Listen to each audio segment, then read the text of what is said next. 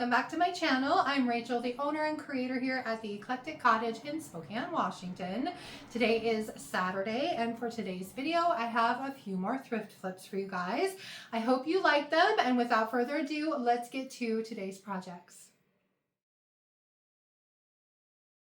I've had this pedestal bowl in my stash for probably a couple years now at least, and it's just been sitting there waiting for me to try and get this floral putty out of the bottom of it.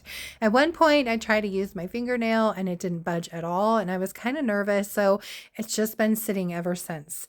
I read on the internet that heating up the floral putty could help remove it, so I did that with my hair dryer and it scraped off, but not all of it came out.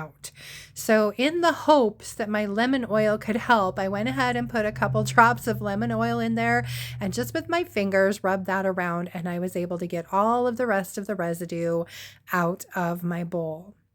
Now, like I said in the intro, this is going to be a relatively simple makeover. This is just going to be paint and a little distressing and some wax to update this pedestal bowl. It had some wear marks in the inside of it where you could see silver shining through, and so I just wanted to give it a new look. So I'm going in with 2 good coats of DIY's Apothecary, which is one of my favorite colors.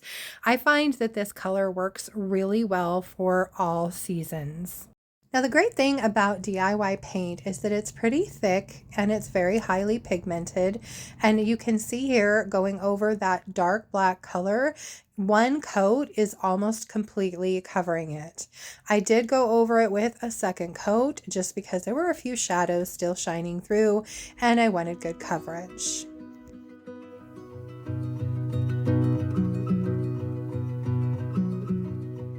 Now, since DIY paint is relatively thick, it can tend to leave brushstroke marks behind. You can mitigate these by using a water mister as you're painting to help thin the paint down so that there are less brushstroke marks. My problem sometimes with that is it tends to reactivate the paint as well, and you can end up accidentally pulling the paint off of your piece. And over a slick piece like this, I didn't think that was a good idea. So instead, I opted to go the sanding route. So I'm using some 220 grit sandpaper and sanding some of those brushstroke marks down. I'm also doing a little bit of distressing as I go, and if you're not a fan of distressing, you could absolutely skip this step. For me, I love the look of the black paint shining through that Apothecary. I think the contrast is beautiful. Plus, my Apothecary paint was a little bit chunky, and as I was trying to get rid of some of those chunks, I was distressing anyway, even if I didn't want it. So I went ahead and rolled with it and just did some more distressing. So I'm just going around here and taking off a little bit of that paint to highlight all the detail in this piece. Once I was happy with my distressing, it was time to seal my paint. As I've mentioned before, DIY paint is clay-based, it's porous and can be reactivated with water, so it always needs to be sealed. And for this, I chose DIY's clear wax. This will dry in a nice matte finish on this bowl, and I'm just applying that with my soft bristle brush in a nice even coat all over, and then using a dry shop towel to carefully and gently wipe back any excess wax.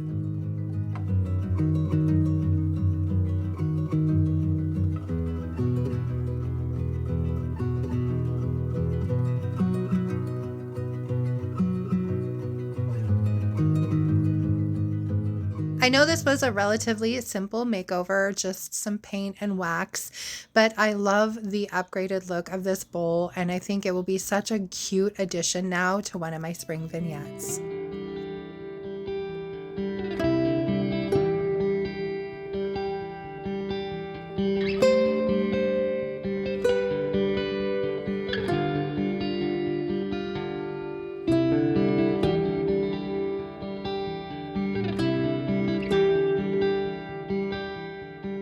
Project 2 is this little bunny form that I picked up at Value Village a while back, and this thing ended up being my problem child of this video.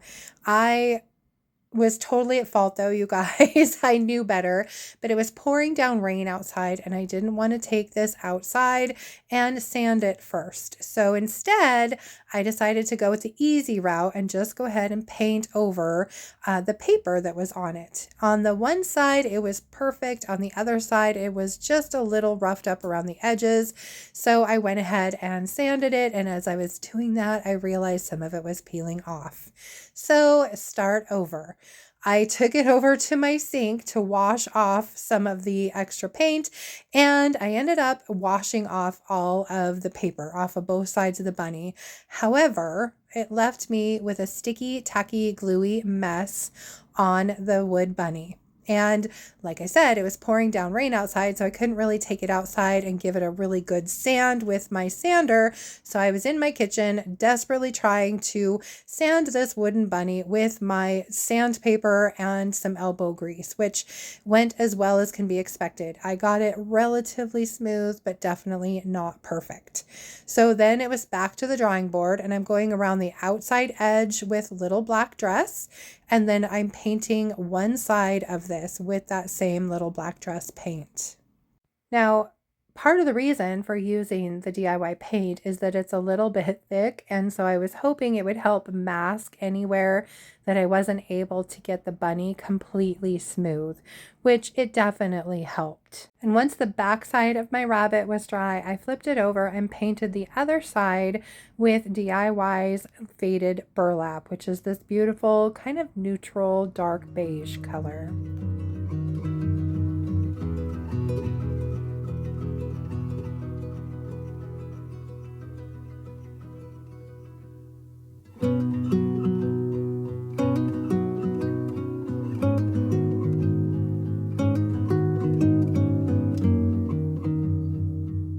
And I did end up putting 3 coats of the Faded Burlap on this little rabbit. I gave it a pretty good sand in between coats number 2 and 3, however, mainly just to help make sure that the bunny was as smooth as I could possibly get it.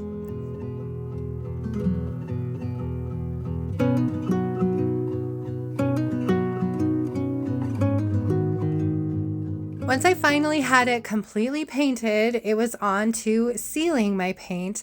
And for that, I'm going over it with one good coat of Sweet Pickins Top Coat in Matte. And this is a very durable top coat. It dries crystal clear. And so again, just going over the entire thing with one coat of that top coat.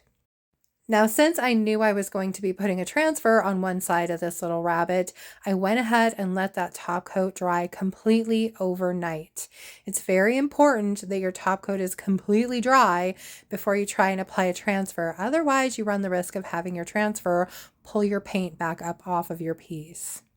For the transfer, I am using this set called Natural Wonders, and these are just a few of the little pieces that I have left. I've used up almost all of this transfer set at this point, so that was kind of my goal, use up some things I had laying around, and I am just placing my transfer down where I want it, smoothing it out over my paint, and then of course using that transfer stick to apply it as I peel back the piece of vellum.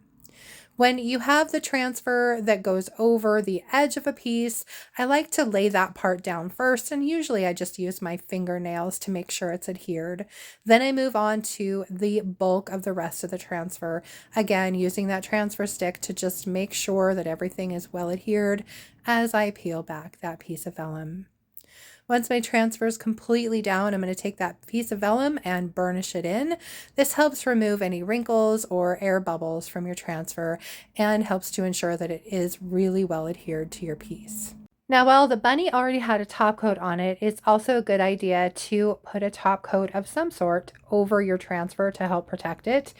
And since I still had a little bit of visible lumpiness, I guess, in my paint, I thought using some dark wax might help to disguise that. So I'm going over my rabbit with a very light coat of that dark wax. And of course, it's coming right back off pretty easily because there's already a top coat there. But I'm trying to just brush off lightly, especially over the transfer so that it's nice and clean, and leave the dark dark wax more around the edges and along the bottom there.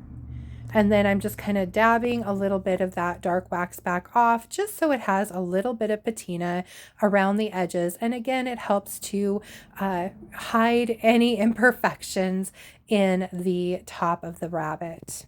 Then to add just a touch of softness, I went ahead and used some buffalo check ribbon to tie a little bow around its neck. And then this rabbit is done.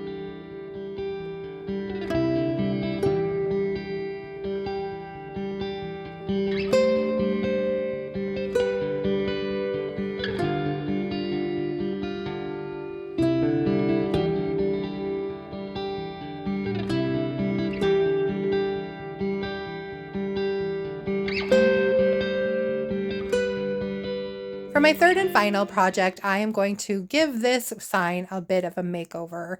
I got it at Goodwill a while back, and I really wasn't enthused with the galvanized metal on the white background. To me, it just kind of looked washed out. That being said, though, I did like the fact that these words and leaves were made out of metal. I thought it was kind of a cool look. And instead of changing the sign completely, I decided to just give it some paint and change the look of it. So I started by dismantling it, which didn't take me nearly as long as I thought it was going to. And then I took the wood part outside and gave it a really, really good sand. I wanted to get this down as close to the wood as I possibly could. So I just sanded and sanded and sanded some more until I was finally down to the bare wood.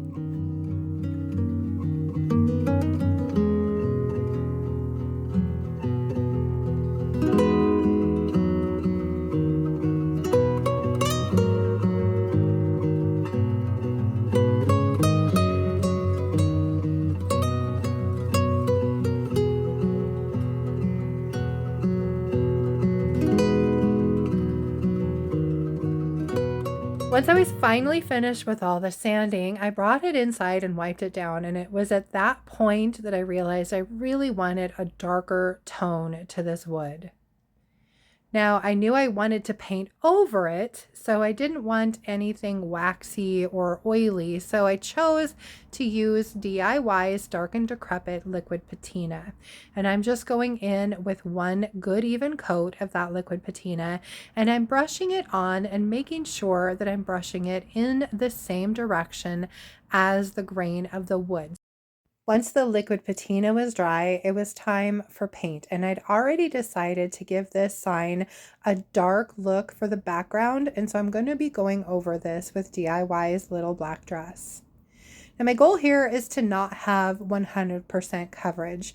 I want about 90% coverage. I want some of that dark brown shining up through the little black dress. So I'm using a chip brush. I'm not overloading my brush, and I'm just dragging that along the board and putting some down, and then anywhere I want to completely cover, I go back over with a second coat.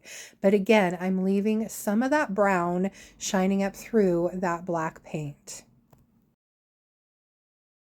Once I was happy with how my paint looked, I went ahead and set my sign board aside to dry while I moved on to the words. Now, my plan here was also to paint the words, but I wanted them to have more of a browny, rusty colored background rather than that galvanized. So to achieve that look, I grabbed two different colors of Rust-Oleum metallic spray paint, a light and a dark, and I'm just kind of going over with the light and then touching up in a couple different areas with that dark, and then going over it again with the lighter color until I'm happy with how my words look. Once my words and my leaves were completely dry, I went ahead and took them back inside and began the painting process. For that, I'm using DIY's Crinoline and a smaller brush, and I am stippling or pouncing that paint on, trying not to completely cover the brown. I did give it 2 coats of paint just so that my paint was true to color, but again, I tried not to completely cover up the brown paint underneath. I wanted some of that shadow of the brown showing through the crinoline paint. Once I had everything painted and it was completely dry, it was time to seal my paint. And for this part, I decided to go with Sweet Pickins Top Coat in matte, just for the letters and the leaves. So that's what I'm doing here, just brushing on one good even coat of that top coat over my crinoline paint.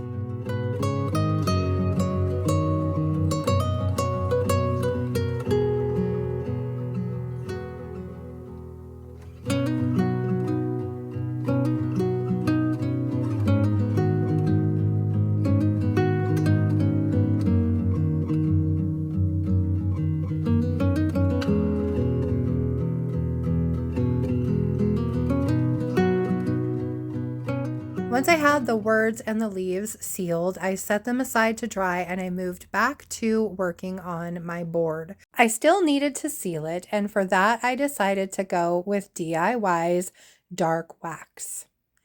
I am just applying it with a little brush and then using a dry shop towel to wipe back any excess, making sure that I have a nice even coat all over my board.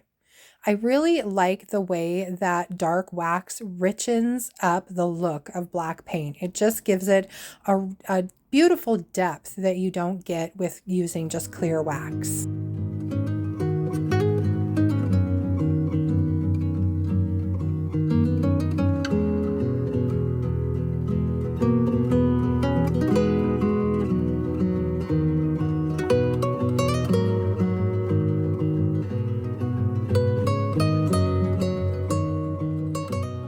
Then to clean up the back of the board, I'm using just a little bit of dark wax watered down with some mineral spirits to make almost a very thin glaze. And I'm just wiping that or brushing that on and then wiping back the excess. I was ready to put my sign back together and I realized I couldn't use these silver screws the way they were. They were just too bright. So I went ahead and poked them all into some cardboard and gave the heads of them a coat of the brown metallic paint so that they would blend in just a little bit better. I let the screw heads dry completely overnight, and then it was finally time to put my sign back together again. This definitely took more time than taking it apart, but I really think it was worth it. I absolutely love the contrast between the crinoline and the black. I think it's so much better than the galvanized and the white, and I really hope you guys like it too.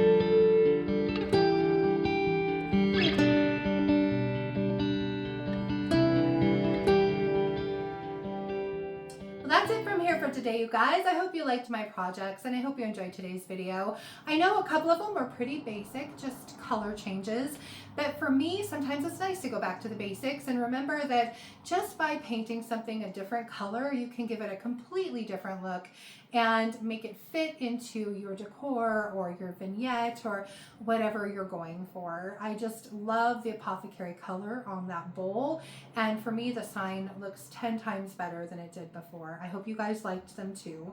If you did enjoy today's video, please remember to give it a thumbs up. I so appreciate that. And if you haven't already, I would love it if you would subscribe to my channel and then just hit the little notification bell so you don't miss anything. And then don't forget to drop a comment below and let me know what you thought of today's projects. Just a quick reminder too, the paint and products you see me use can be purchased through me at my website, and that's www.theeclecticcottagespokane.com. I carry DIY paint and products as well as Sweet Pickins milk paint and products, Recycled Treasures decoupage papers, and some Redesign with Prima. And while we're on the subject of products, I wanted to put out there, just let you guys know, I am planning on bringing in the new cottage colors. I was kind of hoping to grab the colored waxes at the same time, so I've been waiting for those to be back in stock so I can get everything together. So they'll hopefully be here soon. I also just got in my order of Recycled Treasures papers today, so a couple items that I was out of are now restocked. And the Redesign with Prima will be going live on my website on April 16th, and I will be able to show you guys all of the wonderful new items on that Wednesday's video. So I can hardly wait for that. Anyway, coming up for Wednesday's video, I'm really hoping to have a thrift haul for you guys. We did go out last Sunday and got a few items. I'm hoping tomorrow we'll be able to add a few more to that to come up with enough to actually have a thrift haul, so fingers crossed. Anyway, so I hope you'll join me back here on Wednesday for that. Until then, I hope you guys have a fantastic rest of your weekend and beginning of the week. Thank you so much for being here. I appreciate it, and I will see you back here on Wednesday. Bye.